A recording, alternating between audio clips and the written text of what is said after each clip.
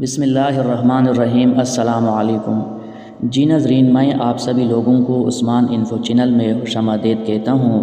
آج کی اس ویڈیو میں ان لوگوں کے لیے ایک سبق ہے جو ہمیشہ غصہ میں رہتے ہیں یا معمولی باتوں پر غصہ کرنے لگتے ہیں۔ کہتے ہیں کہ ایک دن رات کی تاریکی میں لوہار کی دکان میں کہیں سے گھومتا پھرتا ایک سانپ گھس گیا۔ یہاں سانپ کی دلچسپی کی کوئی بھی چیز موجود نہیں تھی۔ آخرکار سانپ کا جسم وہاں پر پڑی ایک اری سے ٹکرا گیا، جس کی وجہ سے سانپ غصے میں آ کر اس اری پر پوری قوت کے ساتھ ڈنک دے مارا، جس کے نتیجے میں سانپ کے منہ سے خون بہنا شروع ہو گیا۔ اگلی بار سانپ نے اپنی سوچ کے مطابق اری کے گرد لپٹ کر اسے جکڑ کر اور دم گونٹ کر مارنے کی پوری کوشش کر ڈالی۔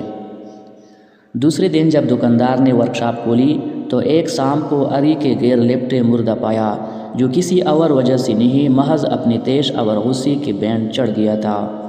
بعض اوقات ہم غصے میں دوسروں کو نقصان پہنچانے کی کوشش کرتے ہیں، مگر وقت گزرنے کے بعد ہمیں پتہ چلتا ہے کہ ہم نے دوسروں سے زیادہ اپنا نقصان کیا ہے۔ اچھی زندگی کے لیے بعض اوقات ہمیں کچھ چیزوں کو، کچھ لوگوں کو، کچھ حادثات کو، کچھ کاموں کو، کچھ باتوں کو نظر انداز کرنا چاہیے۔ لہٰذا اپنے آپ کو ذہانت کے ساتھ نظر انداز کرنے کا عادی بنائیں۔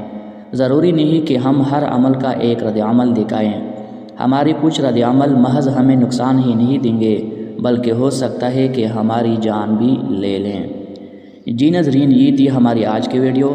اگر یہ ویڈیو آپ کو پسند آئی ہو تو اس چینل کو ضرور سبسکرائب کریں تاکہ آپ کو ہماری ہر نئی آنے والی ویڈیو آسانی سے پہنچ سکے۔ انشاءاللہ اگلی ویڈیو میں پھر ملاقات ہوگی، تب تک اپنا خیال رکھیے۔ خدا حافظ۔